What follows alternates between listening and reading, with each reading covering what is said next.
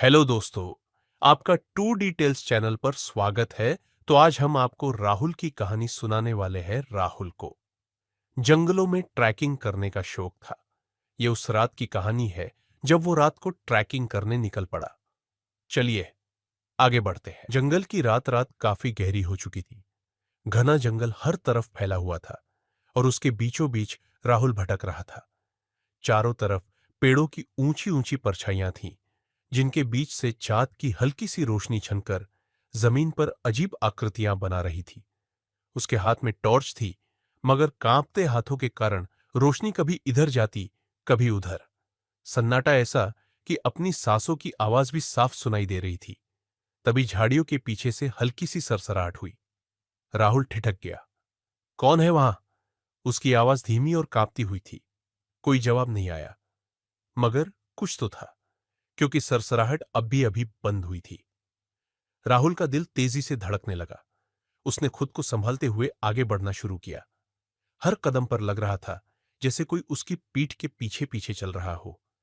कुछ दूरी पर उसे एक पुराना विशाल पेड़ दिखा। उसकी जड़ों के पास कुछ चमक रहा था।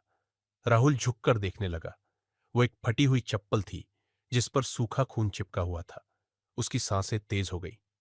दिमाग में ख्याल दौड़ा, यहां पहले कोई और भी था, और शायद वो कभी बाहर नहीं निकल पाया। अचानक उसके पीछे से पत्तों की चरमराहट सुनाई दी। राहुल ने पलटकर देखा।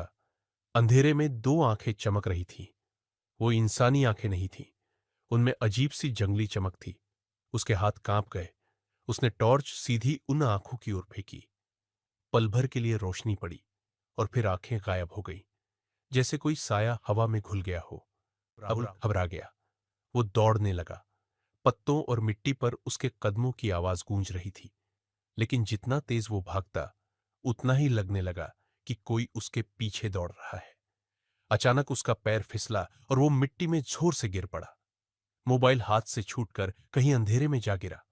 वो उठने ही वाला था कि उसके कानों में एक धीमी सी हंसी पड़ी। औरत की हंसी, पास ही, बहुत पास। राहुल का खून सूख गया। उसने डर से आंखें बंद कर ली, मगर तभी उसके कंधे पर किसी ने हाथ रखा।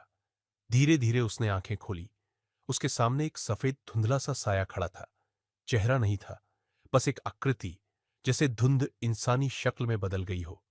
राहुल चीखना चाहता था, मगर आवाज उसके गले से बाहर ही नहीं निकली। उस रात के बाद राहुल का कुछ पता नहीं चला। गांव वालों का कहना है कि आज भी उस जंगल से रात के समय किसी आदमी की दौड़ने की आवाजें और औरत की हंसी सुनाई देती है।